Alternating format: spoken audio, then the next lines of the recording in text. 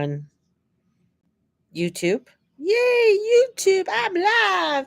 And I'm live on Instagram. Hello, hello, hello.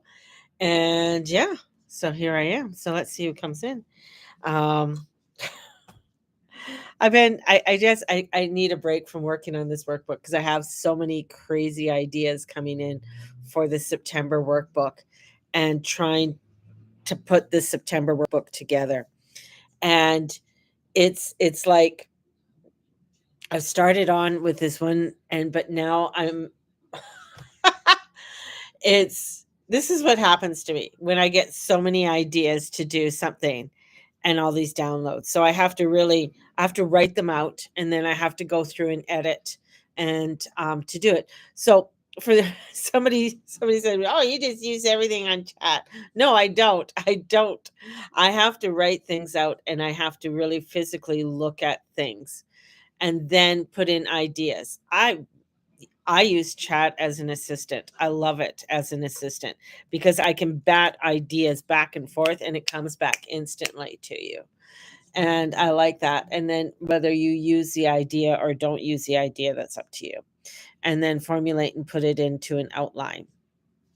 It saves me a lot. So anyways, going back to the did I say August, September workbook that I'm working on, and wanting to create this workbook is not so much week to week, but as a workbook that you can sort of work with throughout the month, I guess. And take it from going from week to week to a booklet, a workbook that when you utilize it, it is going to help to guide you, whether it's through gratitudes and coloring, bringing in some coloring, adding in just different textures in it. And I think that's what I want to draw from and utilizing those different textures. And and then having no space for people to either write it out in your own workbook, because it is a PD, it's going to be online, it is going to be a PDF. So that's part of the September one, and then going into the October, November. I'm really drawing on the energies that are coming in and the eclipses and the eclipse seasons that are coming in into the fall. And plus there's two Virgo moons. I mean, gosh, new moons that are going to be coming up. I mean, this is intense, man. So the fall is really going to be bringing in a lot of transformational frequencies in order for us to gain in or step more into this light, into this goldenness with that is within us, and not get lost in the rhetoric of the world, because there's so much rhetoric right now. There's so much that is being bombarded upon us at this time, and it can be overwhelming, and you can get very gripped by it, but it's not to get gripped by it, because I've been doing some other deep dives and going down my own I guess rabbit holes, and in going down some of these rabbit holes, it's things that I know, and it's hard to explain knowingness or these threads that I just know. Like I saw, oh, what did somebody post? Something about, because all these, of course, there's a lot of people dying. Always, there's always people dying. But I mean, people in the headline news like Hulk Hogan and Ozzy and Malcolm and a few other people have passed away in this last couple weeks.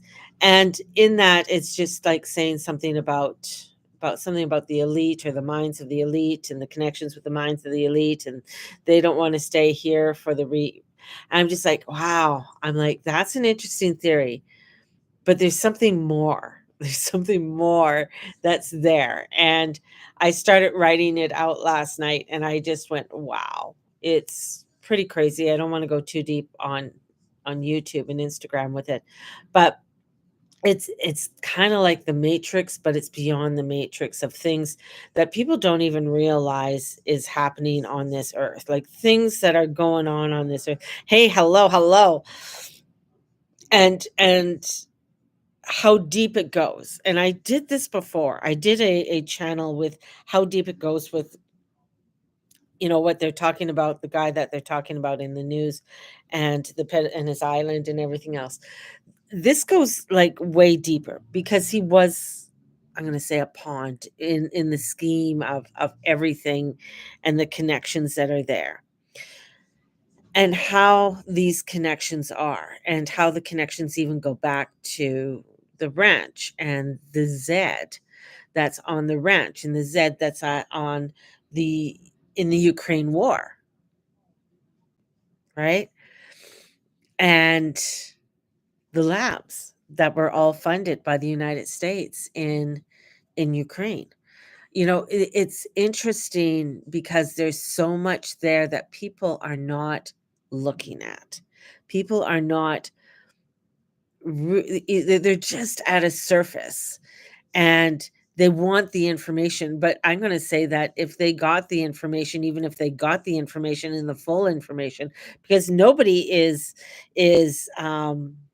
looking good in any of this. Nobody in the political realm or the royalty realm or the rich, nobody is. But there is an element of it that is so far beyond the concept of the regular Joe walking down the street that they would not be able to comprehend everything that's going on. It's just it's too far-fetched. Like, even, putting out the things about Obama, treason, and all of this and things that are going on. Then you got the Candace Owen thing going on, and she's being sued. And, you hear the rhetoric that she's saying, you hear the rhetoric on the other side of what they're saying, and the information that's coming out, and it's just like, "Oh, wow. This is just so interesting." And it's so deep that when you really wanna get into the depth of some of this, here, let's see, can I will it go? Okay, here. I wrote some of this out last night, and so and you gotta follow me with this, guys, because when I go down these crazy roads, I know sometimes it's, like, really hard to follow my thought patterns and stuff that are going on, and because there is a lot, and I'm looking at, maybe, is this is this is the razor edge between mysticism and maybe fiction, you know, or maybe both. This is where, you go in and um it's like looking at the earth as it isn't just a planet, it's an arena, right? A sandbox, a cosmic chessboard of things that are going on. The titans, the interdimensional consciousness, the gods, the archetype drama. And it goes very deep. And you can see with how things are coming around. That's why it's so interesting to look into the astrology. Because as you go into the astrology, it starts to reveal a lot of information that's happening and a lot of truths that's going on. And that's why they want to ban astrology. That's why they don't want you to look at astrology. And that's why for hundreds of years it was only the elite or the billionaires or millionaires at that time who would ever be able to attain somebody to do astrology for them, because the amount of information that was there. And if when the regular person receives information or gets this information, it shatters their reality. It shatters their world, because what they have thought it was, it isn't. It isn't.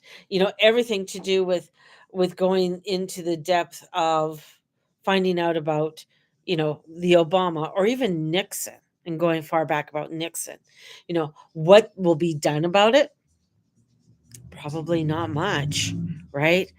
But the thing is, the only thing that can be done about it, or wants to make those changes, if you're wanting to make the changes, is that it's through your light. It's through you. That's the only way the changes can come about, because there is such, through this archetype drama that's going on, the war, the corruptions, the scandal, the awakening, the betrayal. There aren't. this isn't just human phenomenon, nanum nanum phenomenon. No, anyways, there's rituals that echo, acts in an internal play. Like people want to, like when CERN started up and they're like, "Ooh, look at, they brought the Hindi goddess, and he's the goddess of destruction and everything else, and look at they're doing these rituals." People, ooh, but they don't want to go into the depth of, well, why are they doing this ritual? What's going on, and what is it to these gods, and what is it about these Hindi gods? Did they study the Hindi gods and know anything about the Hindi gods? Because the Hindi gods are pretty diverse and they're pretty radically crazy, and if you look at any of them, they're all driving around in spaceships and they're blue. They're just like, oh, okay, this is like, wow, we're connecting to something pretty crazy, something that is unworldly, beyond us, beyond this of what, good and evil, but the catalysts, right?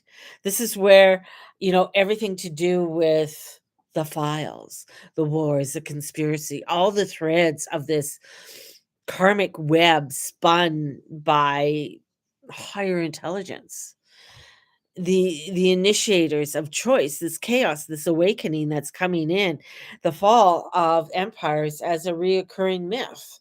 Like every 250 years, an empire falls, right? The United States is coming into its 250 year. Doesn't mean that it goes away. Rome never went away. Rome is still there. It's just not the Rome of the Romans, right? England is still there. It's just not the England of the empire. It's not the empire anymore, right? So this is where it's like there's things that are going on that, um maybe that's why they act untouchable, right? Or maybe they're just pawns who think they're kings, right? There's a lot of movement that's going on there, and a lot of depths of the unknown. When I listened to a tape a while ago about, it was the queen, and it was her funeral procession, and there was, in this procession, and it was like, a part of, like, there was a little bit of silence when the BBC was doing it. It was just like, before the next announcer was coming in or before they were going to say something in the background. Like it was just came in, and it was the queen's voice, and there was somebody else's voice there, where she's saying, something about like, I'm not ready to go on, or, can you reverse this? That's what it was. Can you reverse this? And the voice said, no, we can't reverse this. You are dead. Right. And it was just that little piece. And they tried to sort of scrub it. It was kind of very faintly in the background, but it was picked up. Um, and it's been where, detect it, like, when they go through these, this is what, with this AI stuff, they can detect whether something has been, fiddled with or not. And they're like, okay, no, this wasn't fiddled. This is just somebody there, but they don't know who was there, because even the broadcasters were saying there's nobody there. It was just them. So interesting. So there's this element of mystery, and an element that we, as these lovely humans walking along in this earth walk, are awakening to this reality, awakening to, a part of the earth, or a part of this world that has not been cracked open before. Or if it was cracked open before, and this is the other part too, if it was cracked open before, it was sealed up for many years. Garden of Eden, you know, and it was sealed up. And so there's this part, or this part of us who want to come back. Now, opening this up is allowing us to really step into our God selves and the godliness of who we are. Yet in doing that, that means that the demigods that are here don't have power anymore. So here it is, evil as a string agent. In alchemy, chaos is necessary to create gold. In mythology, the villain often teaches more than the hero. Evil is this cosmic drama, and it might be the friction needed for human awakening. The confusion might just be the veil we agreed to forget behind. And that's, when the Wizard of Oz, when he draws the curtain, who's behind the curtain, right? Do you want to see who's behind the curtain? And everybody's, yeah, I want to see who's by the curtain. But do you really? Right?